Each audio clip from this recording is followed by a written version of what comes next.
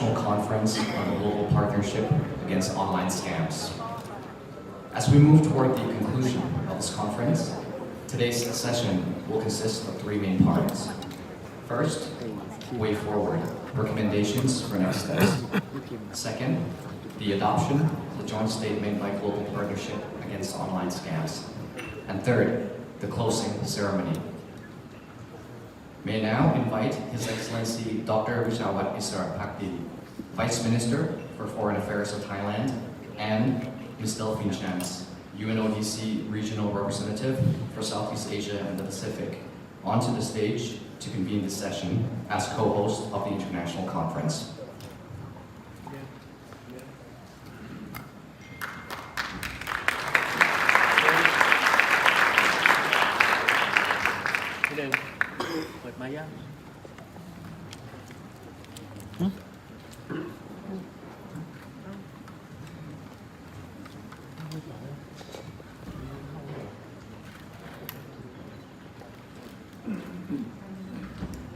Very good morning to everyone. We've already come now to the second and final day of our international conference, and I think you will all agree with me that we've had a very good, a very productive first day of meetings. I'm here with Delphine Chance of the UNODC. I don't want to call her my partner in crime because that is precisely what we are here to do, to combat against crime. But she is certainly my partner, our partner in this global partnership against online scams, and we are grateful that you are all here with us in this same boat. So we start first with the way forward, Excellencies, distinguished delegates, dear friends and partners. I think that after a full day of discussions yesterday, I believe that this international conference on the global partnership against online scams has been successful in bringing together both political leadership, and we had the Prime Minister and the Foreign Minister here yesterday. So we brought together both political leadership and operational expertise to focus on an issue of great importance to us all. It has served as a useful platform for a fruitful exchange of views and experiences while building our collective commitment to combat transnational crimes, cyber crimes, and online scams. Online scams are, of course, a matter of national security, but they are far more than this. They undermine human rights, they erode trust in institutions, and they inflict serious socio-economic harm on individuals and communities, all of which hinder progress towards sustainable development. Online scams are transnational by design, and therefore our response must be both transnational and cooperative by design. And that is why we need this global partnership to connect political will with practical cooperation, to close gaps across jurisdictions and sectors, to build on existing legal and regulatory frameworks, and to sustain our momentum from commitments to concrete actions. In that spirit, our exchanges yesterday have clearly underscored a shared urgency to move from awareness to action. Allow me, therefore, to summarize the key messages from the conference into 6 action points to guide how this global partnership should move forward. The first action point is to sustain our political commitment and whole of government action. We must certainly keep this high on our respective national agendas with clear leadership, coordination, and resources. The second point is to strengthen cross-border law enforcement and justice cooperation from investigation to prosecution. We should make cooperation faster and prevalent down to the operational level across the full chain, from investigation and case referrals to mutual legal assistance and prosecution, so that perpetrators cannot exploit jurisdictional loopholes.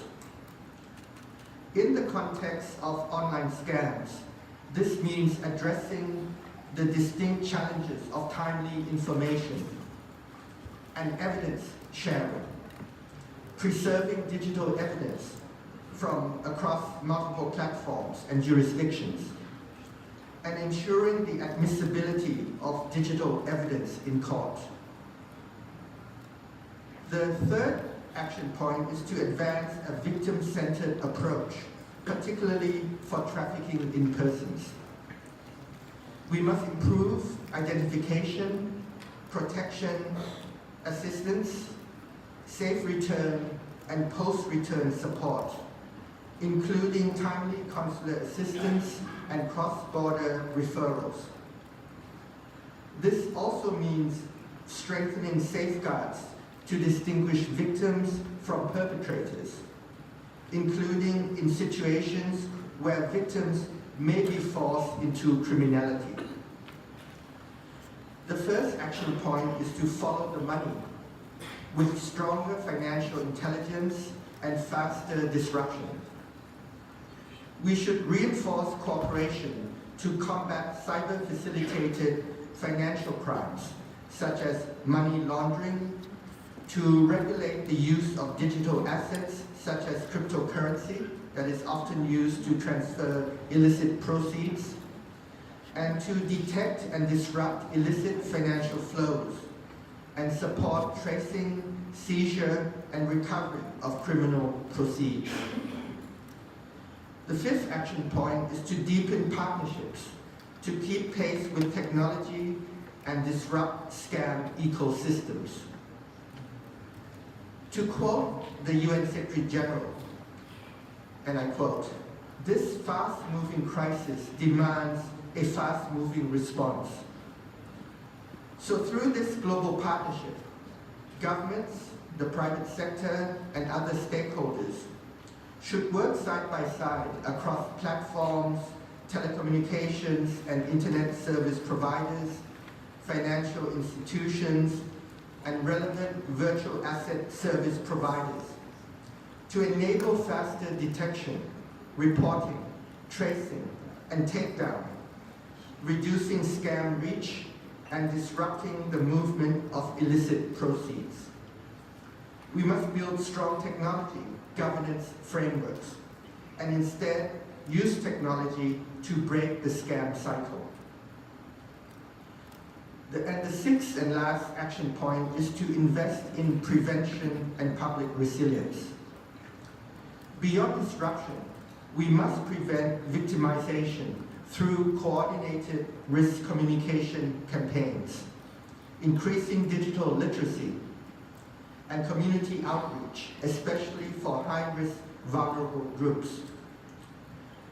This should be done in close partnership with the private sector, such as internet service providers and social media platforms, which have the ability to strengthen user protection, monitor and detect online fraud patterns, to eliminate scam content, and improve reporting mechanisms.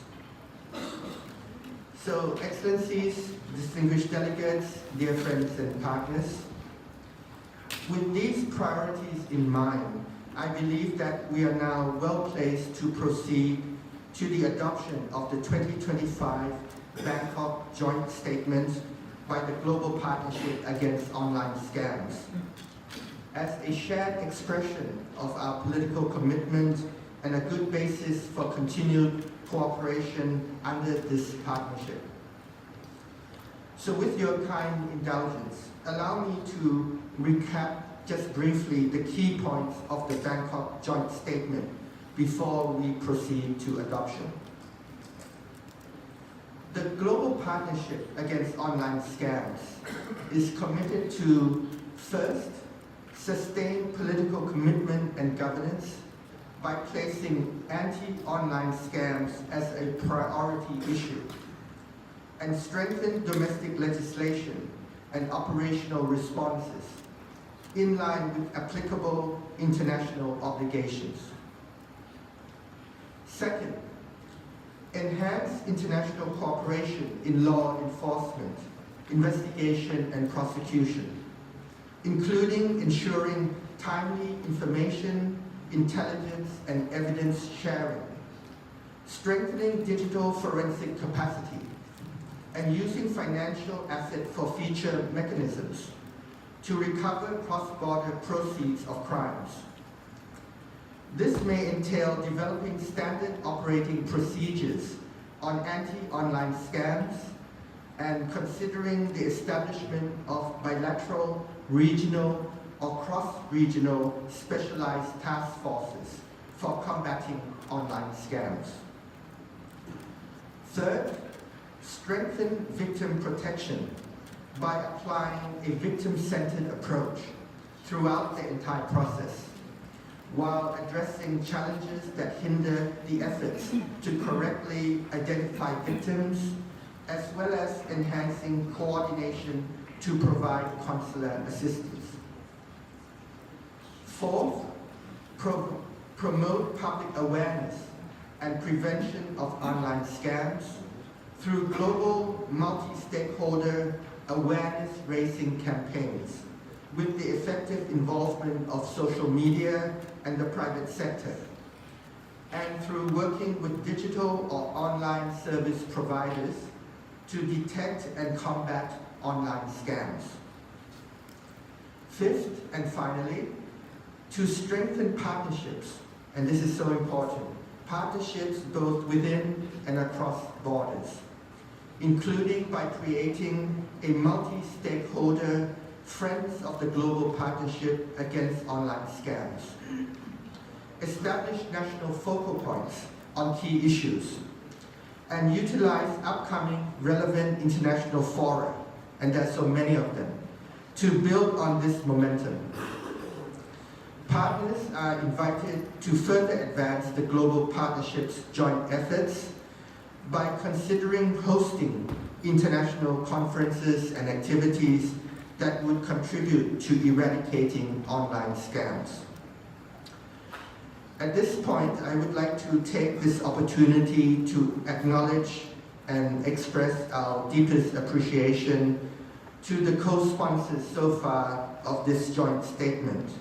And I would like to acknowledge Peru, Bangladesh, the United Arab Emirates, Nepal, and TikTok from the private sector. So thank you very much for that valuable support. And with this, if there are no objections, I would like to declare that the 2025 Bangkok Joint Statement is adopted. Excellencies, distinguished delegates, fully understanding that the joint statement is rather comprehensive and therefore that some delegations may need more time for consideration. So I'm pleased to inform you that the joint statement will remain open for co-sponsorship in the future. Delegations wishing to co-sponsor may inform the Secretariat after the conclusion of this conference. But I think that if you all have a very close look through the joint statement, you will see that these are all principles that we all share in combating this scourge of online scams. And I believe very worthy of your support. Now, notwithstanding the issue of co-sponsorship, the joint statement is intended to highlight fundamental and overarching principles as well as offer practical guidance that countries and partners may draw upon. Participants are encouraged to identify key elements in line with their own priorities and to take forward concrete actions, whether through existing mechanisms, platforms and frameworks, or through new initiatives to strengthen our partnership at the global level to combat online scams.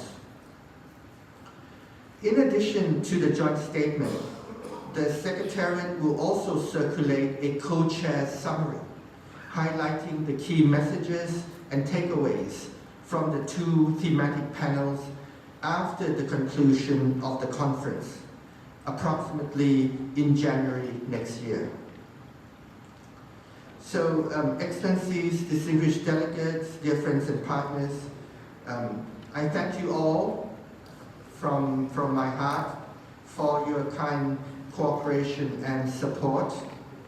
And before we conclude, may I invite Ms. Delphine Schatz, the UNODC Regional Representative for Southeast Asia and the Pacific, my partner in this, and our esteemed co-host of the international conference, to offer some brief or not so brief concluding reflections, after which please allow me to take the floor one final time to close the meeting.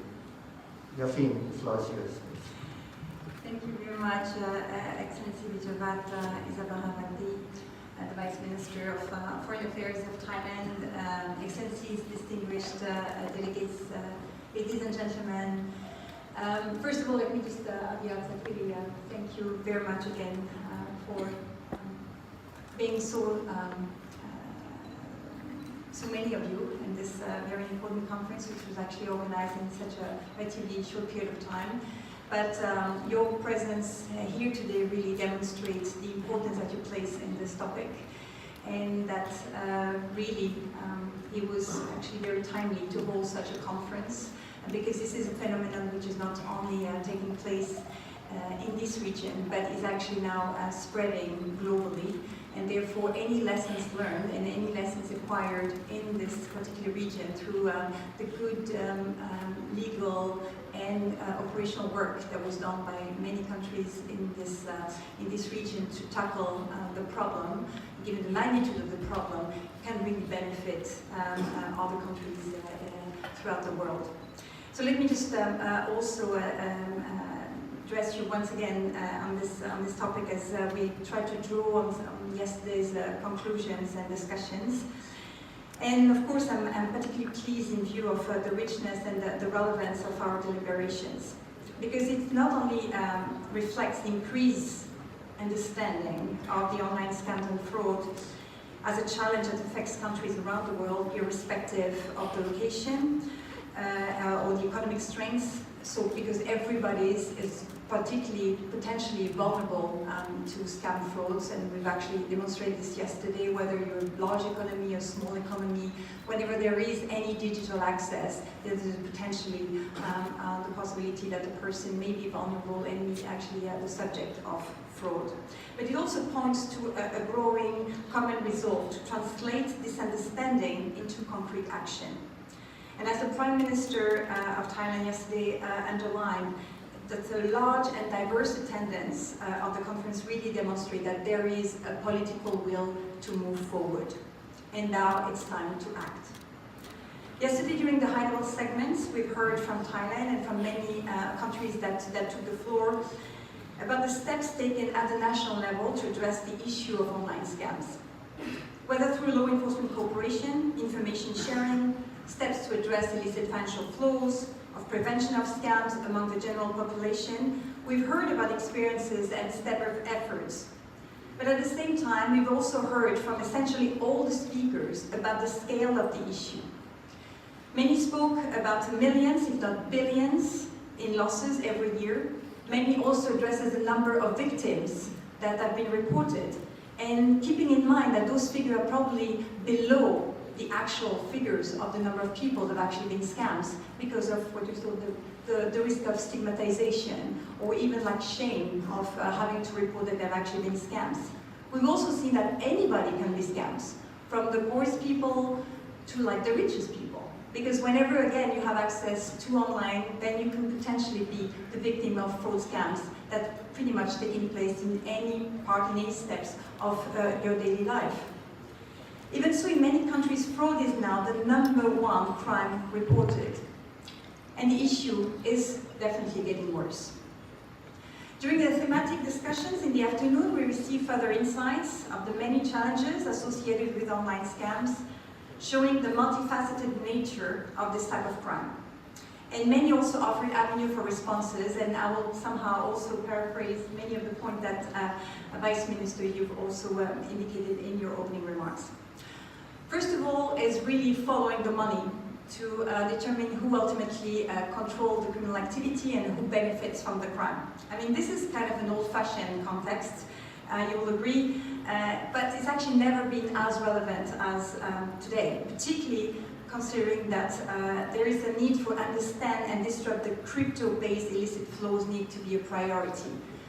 The understanding of how to navigate in a blockchain, to understand how to use crypto assets and how they could potentially be misused is still very unknown in many countries.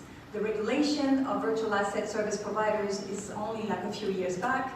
Many countries are still having to actually adopt new legislation and regulatory framework to address this issue. So this is very much a need now to really address that particular point and to resolve that legislative gap so that there is a proper regulatory framework that virtual assets in some countries it's possible, is legal, but it has to be regulated. So there needs to be rules about who is behind and how people, because of the blockchain is so anonymous, making sure that there is a possibility to identify who is the physical persons behind those virtual assets. Second is leveraging technologies. And we've heard about, yes, there's a misuse of technologies, but technologies can also help investigators in identifying and dismantling, disrupting online scams. So it's very important that some of those technological tools are made available to investigators to create a more level playing field with organized crime. Third, and actually I should have even started with this, is more building or strengthening the harmonized legal and regulatory frameworks to make it more difficult for organized crime to go jurisdiction shopping and to address some of those legislative gaps. We have a number of conventions, the UN Convention Against Transnational Organized Crime, this is about 25 years old now, the UN Convention Against Corruption, which almost has universal membership, and the newly UN Convention Against Cybercrime, which was signed in October in Hanoi.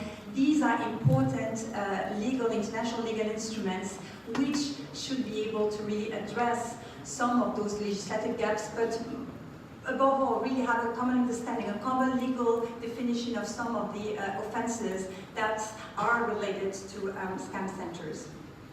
Next is the facilitation of comprehensive reintegration programs for the people that have been rescued from scam centers, which should be coupled with comprehensive prevention campaign. And we had some indication of some of the campaigns that are being launched with a lot of very important materials targeted at the youth or at the vulnerable groups to kind of understand whenever they go online and they look for job opportunities that they know that they're taking risks. So they have to make sure that whatever they're gonna hope for could be like a very lucrative job opportunities could potentially having them lured and ended up in some of those scam centers compounds.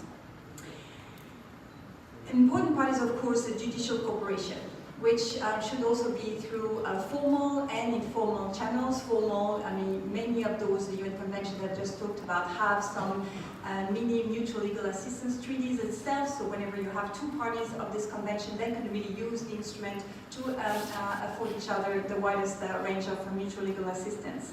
But if you look at the Cybercrime Convention, and one of the main innovation of this instrument is to really focus on digital evidence and to make digital evidence admissible to court. This is not an area in which many countries can still now, given their constitution, allow, or their criminal procedure can allow. But through this convention, there is an attempt to really be able to not only store some of those some of those digital evidence, but to be able to present them to court and to also go for asset forfeiture in relation to to some of those digital assets. And most importantly, and this is an area we've seen, because the scam centers are very multifaceted and kind of include both organized crime, but also money laundering structure, human trafficking, that requires a better coordination among the various national agencies that are dealing with some part of the problem through informal or formal memorandum of understanding within the country, but also through important public-private partnerships.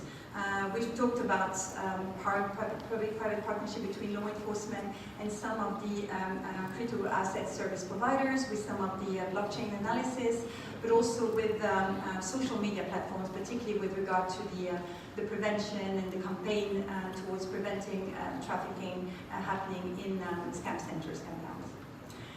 Excellency, the most striking takeaway, however, was actually the meeting itself, and being able to be all and expressing some of the concern on what's actually happening to regard to the increasing in the spreading of scam centers and the way criminal groups are kind of using some of those techniques and to generate billions of dollars.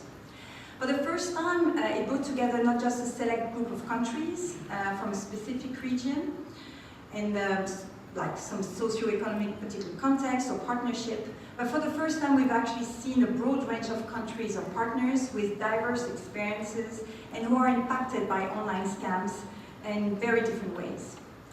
And you all brought to the table some of the challenges that you encounter, your concern, but also your solutions. And the key question that we actually have now is, how do we move forward from this meeting, and what concrete steps should follow now that we actually have adopted this joint declaration? As a first step, of course, I would encourage all participating countries, private sector entities and organizations to consider co-sponsoring the joint statement issued as a cornerstone of this conference. And as the Vice Minister was indicating, it will remain open for co-sponsorship a number of weeks, and it's a matter because we understand that there are some clearance processes that are required given the nature of some of the proposal and recommendation in this statement. So it will be, of course, relevant to figure at a later stage whether or not you would be in a position to co-sponsor it. But it also includes key elements which you all needed for a comprehensive response. The political commitment, the law enforcement investigation and prosecutions, the victim protections, public awareness and prevention, and the partnerships.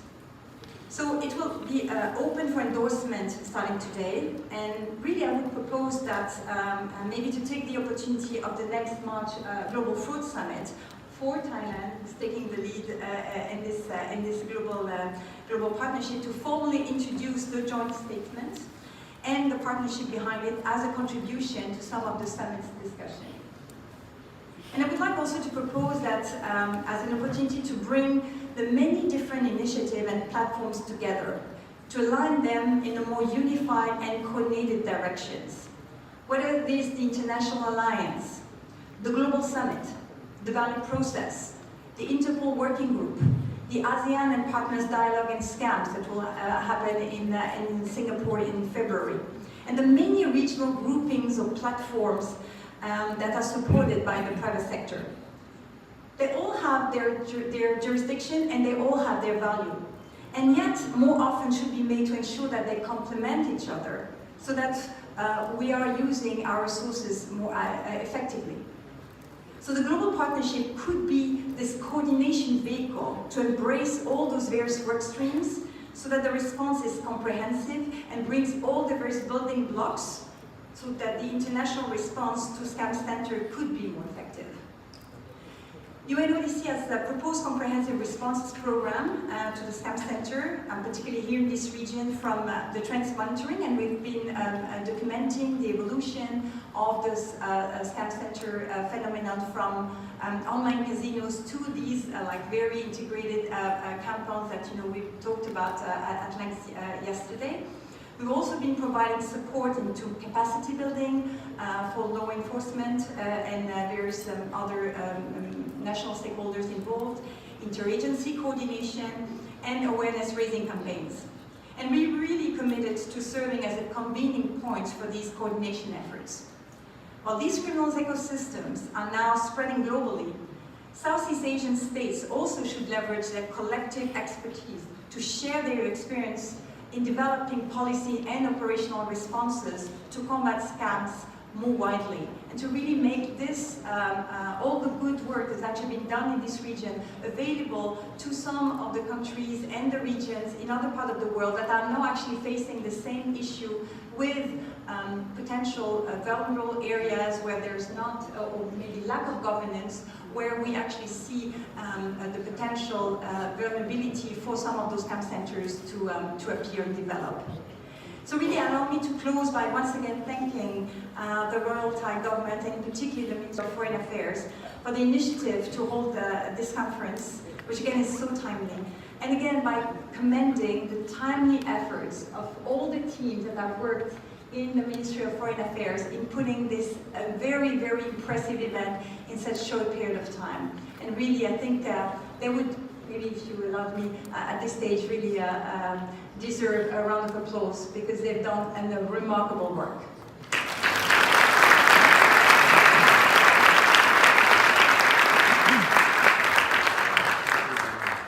UNODC and Thailand have a long, very special partnership, and I'm very grateful that this partnership has contributed to bring you all from different states and different stakeholders together in this very important international conference. And it's really generated a political momentum on a topic which is very so important to us. So UNODC remains committed to supporting the Bangkok Declaration spirit, if you allow me, Vice Minister, to refer to this, and contributing to shape a safer future for all. So let me really conclude by wishing you all a very happy, festive holiday season and a very, very fruitful 2026 year ahead. Thank you very much.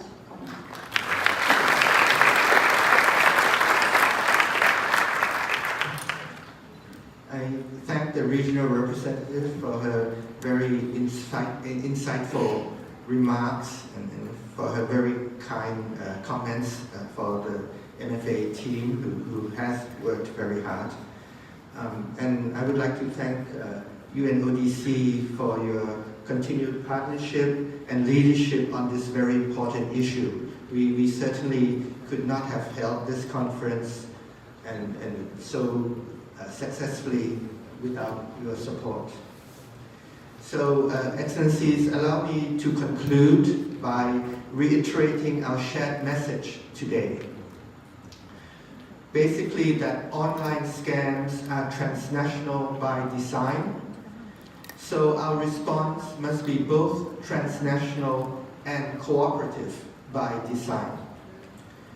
So with the adoption of the 2025 Bangkok Joint Statement, we have captured our common political commitment and established a practical basis for a more coordinated response at the global level under this global partnership. The real test now is delivery. As His Excellency the Prime Minister said yesterday, this is the moment to move from dialogue to delivery. And strong national action must be matched by strong international coordination. We need to work together to catch the big fish or the major criminal networks that operate across borders. And we need to work harder to ensure that technology is used for enabling sustainable development, human rights, and peace, as they should be, and not for causing harm to people, livelihoods, and economies. So let us therefore sustain this momentum through continued engagement and close collaboration across governments, international organizations, the private sector, and all stakeholders, so that prevention is strengthened, criminal networks are disrupted, and victims are identified and protected. On behalf of the Royal Thai government, I thank you all once again for your very valuable participation and cooperation. And I now declare the International Conference on the Global Partnership Against Online Scams closed. Thank you so much. Thank you.